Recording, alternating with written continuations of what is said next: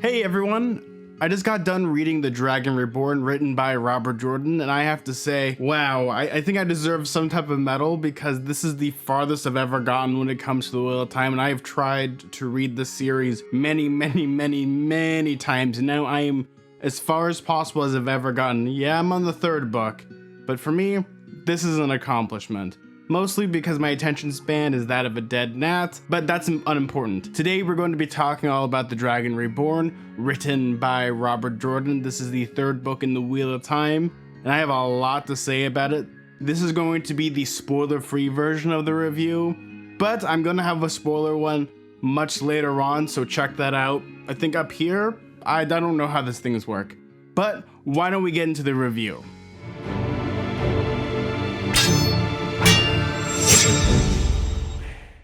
So to give a very brief synopsis of the story, we follow Rand and the gang again, and this time they're kind of in this encampment and they don't really know what to do because Rand is now accepted he is the Dragon Reborn and he has magical superpowers, and they don't know what to do next.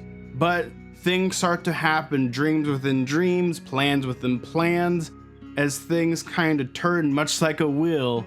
I guess this is why it's called the Wheel of Time. Everything kind of goes around and around and around. But things start to go a little haywire when Rand decides, I have to do this personal mission, I have to get this magical sword. He goes off, and everyone starts to go off in many different directions, while we have Egwene and Nynaeve kind of doing their own detective novel a little bit, discovering this giant conspiracy within Tar Valon.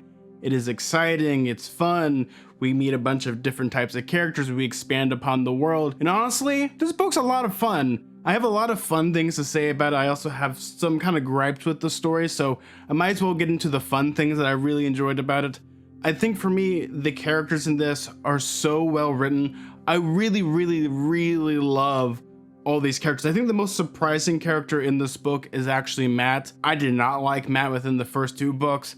He's turning into one of my favorite characters within this book, and I really enjoy kind of his progression and kind of getting rid of the, without going into spoilers, getting rid of his flaw that pretty much was the first two books is kind of not there anymore, and we see him, I think Robert Jordan pretty much wrote an entirely different character but still kept the name Matt. We also get Paren. I really like Paren in this. Paren's a lot of fun. He was a lot of fun in the other books, but here he is shining. He is this wolf boy. He is super spooky and scary, and I really like this. I think the plot lines between Egwene and Nynaeve are a lot of fun, especially kind of having this mystery novel, almost like the global conspiracy. This is where you bust out your giant conspiracy board and start pointing fingers at who's a Black Osh. Is it this person, this person, this person?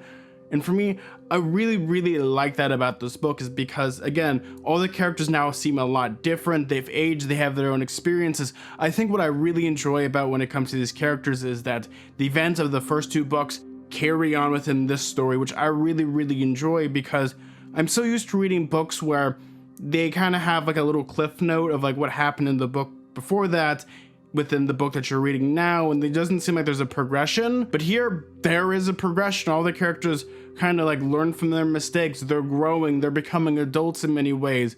Some of them that are naive are now seasoned, and for me, I think that's wonderful. Also including with this is the world building. I think Robert Jordan is a really good world builder. I really enjoy the lands that we're going to, especially within this world, just because everything just fits and makes sense. Now I'm kind of getting nostalgic for places where we revisit certain things. I'm like, oh, I like this place. I remember this place. It's a lot of fun to kind of go home again a little bit. And I think that's a lot of fun because both is Robert Jordan expanding in the world, but also at the exact same time what he's doing is he's introducing new themes, but also he's still staying in this where not everything is like drastically changing, but a lot of things are expanding, which I think is a really good thing, because it is in kind of this world building drag where he has to explain a bunch of new things in every book. He doesn't really do that in this book. He actually kind of takes all the things that we knew from the first two books and expands upon them in a way of like, well, we're gonna flesh out this city, or we're gonna flesh out this character, we're gonna flesh out this, or this magic system, or something along the lines of the magic, or a lot of the different things. And for me, I really like that. I think it really expands upon the material in a way where it's actually quite refreshing compared to reading other books where everything, doesn't matter if it's a sequel or a third book, where everything has to go super big. This book isn't super big. I think that kind of brings me to some of the gripes of this book, where I can see the gripes where I think people might complain about, and how within the story, it isn't necessarily a story about Rand, but it's a story with all the other ensemble pieces, because Rand is kind of not necessarily prevalent in the story, but he takes a backseat. This actually kind of reminds me of Big Trouble in Little China a little bit, if you've ever watched that movie, where the side character is actually the main character and the main character is technically the side character, but we're getting it from two different perspectives. To a lot of people, this might annoy them because Rand, for the first 2 books, is kind of this main focal point within the story, but I really enjoy that he kind of takes a backseat, because as much as it's fun to hear a person whine and kind of, is this the prophecy? Am I supposed to be the person that's the Dragon Reborn? He's kind of in this process of changing, and we don't necessarily need to have that in his headspace. And that's why he kind of takes a back seat, and it's more the sense of that all the secondary characters are the ones that are going to be the main characters here. And it really shows that you don't necessarily have to have the super powerful person to be your main character within a book. Which I can see why this is a bad thing, because it can be really disappointing, especially if you really like Rand, because you get a lot of viewpoint chapters from him in the first 2 books. You don't get it here, and I can see why that's annoying. But I think at the exact same time, it really does work here in a way, but also all the Rand stuff in this book is super dull and super boring, to the point of, I forgot that he was in the book until they brought him up, and I'm like, oh yeah, I guess this is the Wheel of Time and Rand's in here.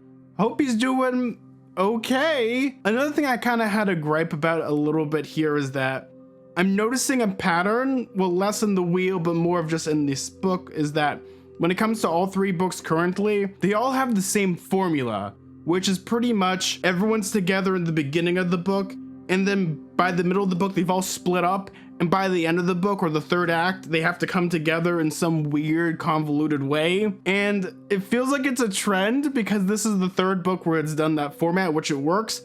Hopefully in the other books, it doesn't quite do that as much, because it's getting kind of repetitive, and this is the first time I've really noticed it. I really like when characters bounce off each other and they actually stay in one place. Though, when it comes to the pairings, which I really find interesting about this book, is that all the characters are paired with different people that you're not traditionally used to, and I think that type of bickering is fun.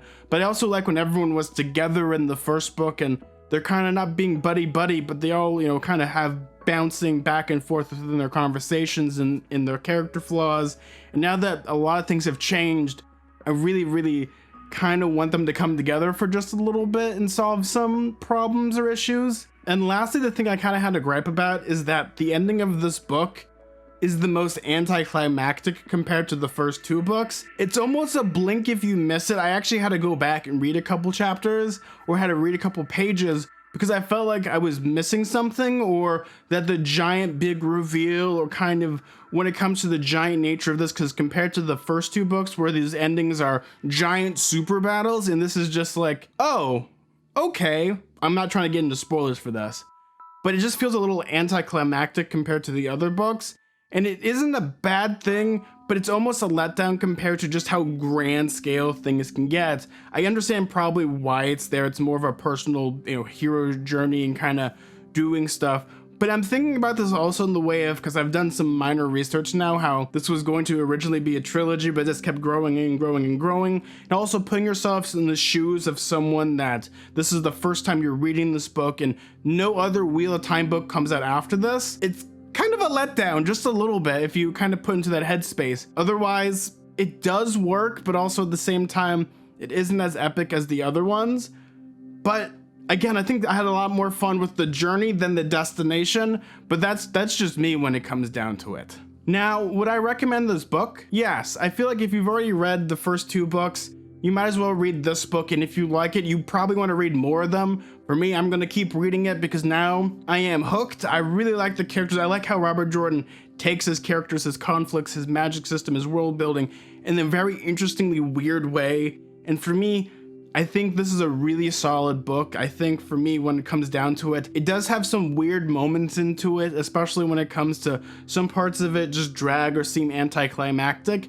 But for the most part, this book holds up really well, and I really want to read more and see what's going on within the world, because things are just about to turn more grand and much more sinister, or much more bigger in scope. And for me, I really, really like that. And I'm gonna keep continuing. I'm gonna go as far as I can, meaning I'm probably gonna finish this series for this YouTube channel. So if I don't, you can angry email me. But that is my review for the Dragon Reborn.